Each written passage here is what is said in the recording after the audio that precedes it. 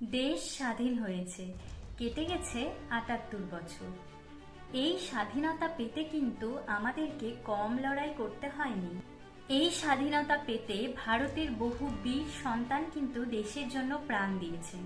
আরও যে কত শিশু তার মায়ের গর্ভেই নিহত হয়েছেন তার হিসেব নেই। এই ভারতবর্ষের পতাকা আমরা যখন আমাদের দেশে উড়তে দেখি, সে সময় কিন্তু শরীরের ভেতরে এক অদ্ভুত শিহরণ অনুভব করি। আমাদের দেশের এই স্বাধীনতা ইতিহাস কিন্তু অত্যন্ত গৌরবের।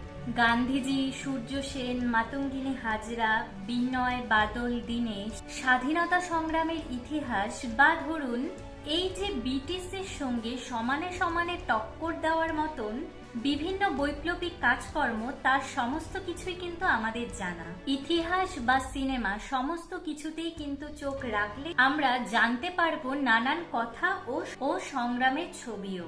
এই বিপ্লবীদের আত্মবলিদানের পাশাপাশিও জাতীয় পতাকার উত্তোলন কিন্তু ভীষণ গর্বের এবং বেশ চমকপ্রদ। এই ভারতে এখন যা পতাকা, তা কিন্তু আগে ঠিক এমনটা দেখতে ছিল না। কি আপনাদের জানতে ইচ্ছে করছে তো এই ভারতীয় পতাকার ইতিহাস? বা প্রশ্ন যাচ্ছে তো কেমন দেখতে ছিল এই জাতীয় পতাকাটি?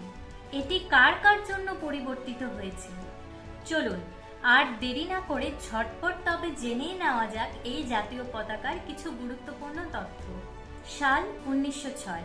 ভারতের জাতীয় পতাকা উত্তোলন করা হয় প্রথম ১৯০৬ খ্রিস্টাব্দে। যদিও সেটি আনুষ্ঠানিকভাবে কিন্তু জাতীয় পতাকা ছিল না, কলকাতাতে এটি প্রথম উত্তোলন করা হয়েছিল। এটিও কিন্তু ৩ রঙের বিশিষ্ট একটি জাতীয় পতাকা ছিল। রং ছিল সবুজ, হলুদ এবং লাল। সেই যে পতাকাটি, তার ৩টি আনুভাবিকভাবে কিন্তু বিভক্ত ছিল। মাঝের হলুদ রঙের মধ্যে বন্দে মাতরম লেখা ছিল কিন্তু দেবনাগরী হরফে। এর সবুজ অংশে ছিল ৮টি পদ্মফুল। সাল ১৯০৭। দ্বিতীয়বারের পতাকাটি কিন্তু আমাদের ভারতবর্ষের মাটিতে ওড়েনি, উড়েছিল বিদেশের মাটিতে। ভিকাজি রুস্তম কামারের উদ্যোগে জার্মানির স্টার্টগোটে এই পতাকাটি উত্তোলন হয়েছিল ১৯০৭ সালের ২২ আগস্ট। তখন পতাকার লাল রঙের বদলে আসলো গেরুয়া। এই পতাকাতেও ছিল কিন্তু ৩টি রং, কমলা, হলুদ ও সবুজ। এর নকশাটি তৈরি করেছিলেন ভিকাজি রুস্তম কামার এবং শ্যামজি কৃষ্ণ বর্মা। মাঝে দেবনাগরী হরফে বন্দে মাতরম লেখা ছিল এবং নিচের অংশে আঁকা ছিল সূর্য। সাল ১৯১৭। দীর্ঘ ১০ বছর পরে ভারতীয় পতাকার কিন্তু একটি বড় বিবর্তন ঘটে, আর এই বিবর্তন কিন্তু ছিল বেশ উল্লেখযোগ্য।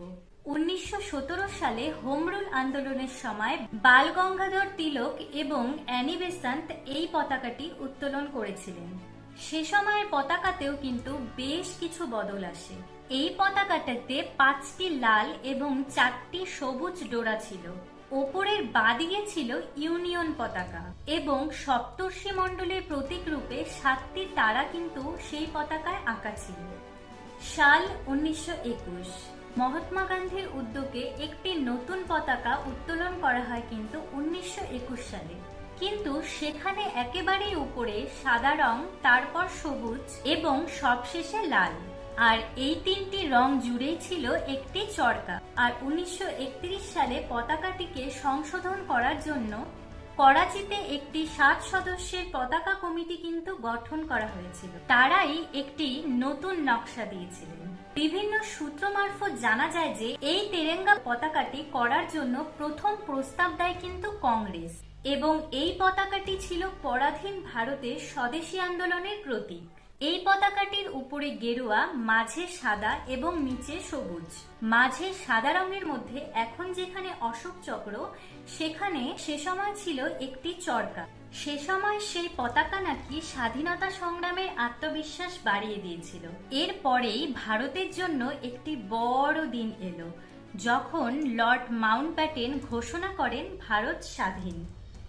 এরপরে আবার নতুন করে স্বাধীন ভারতবাসী পতাকার নকশা তৈরি করা শুরু করে এবং স্বাধীন ভারতের পতাকার নকশা করার জন্য ডক্টর রাজেন্দ্র প্রসাদের নেতৃত্বে একটি অ্যাডহক পতাকা কমিটি গঠন করা হয়। গান্ধীজির অনুমতি নিয়ে পিঙ্গলি ভেঙ্কাইরা পতাকা পরিবর্তনের একটি বড় সিদ্ধান্ত নেয়। চরকার পরিবর্তে অশোক স্তম্ভের প্রতীক চাকা নির্ধারিত করা হয়। এরপর 1947 সালের 22শে জুলাই এই পতাকাটি কিন্তু আমাদের দেশে চলে আসে। দিল্লির লালকেল্লা থেকে এই তিরঙ্গা পতাকার উত্তোলন করা হয়। এই সময় বিভিন্ন পতাকার রং এবং চিহ্ন ঠিক করে দেওয়া হয়। পতাকার ওপরে থাকা গেরুয়া রঙের অর্থ হলো ত্যাগ এবং সাহসের প্রতীক, মাঝে সাদা সততা এবং শান্তির প্রতীক, অশোক চক্র সার্বভৌমত্ব এবং অখণ্ডতার প্রতীক, এবং পতাকায় থাকা সর্বশেষ নিচে সবুজ রঙের অর্থ হলো বিশ্বাস এবং সমৃদ্ধির প্রতীক। আর এই পতাকায় নেই কোনো জাতি ভেদাভেদ, নেই কোনো নির্দেশ। এই ভারতের জাতীয় পতাকাটি যেন সমগ্র ভারতবাসীকে একটি সূত্রেই বেঁধে রেখেছে। সকলকে জানাই স্বাধীনতা দিবসের অনেক অনেক শুভেচ্ছা ও ভালোবাসা। আজকের দিনটি স্বাধীনভাবে কাটান, স্বাধীনভাবে ঘুরুন, তবে অবশ্যই নিজের সেফটি বজায় রেখে। আশা করছি আজকের ভিডিওটি আপনাদের ভালো লেগেছে। দেখা হচ্ছে আবার অন্য একটি ভিডিওতে। ততক্ষণ আপনারা ভালো থাকবেন, সুস্থ থাকবেন। আর হ্যাঁ, কমেন্টে অবশ্যই জানাতে ভুলবেন না এই ভিডিওটি আপনাদের কেমন লেগেছে।